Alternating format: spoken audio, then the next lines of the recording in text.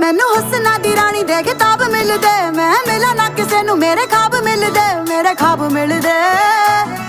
ਵੇ ਮੈਂ ਕੇਤਕੀ ਦੇ ਫੁੱਲਾਂ ਦੀ ਸੁਗੰਧ ਲੱਗਦੀ, ਕੁੜੀ ਜਦੋਂ ਬੋਲਦੀ ਤਾਂ ਖੰਡ ਲੱਗਦੀ, ਖੰਡ ਲੱਗਦੀ।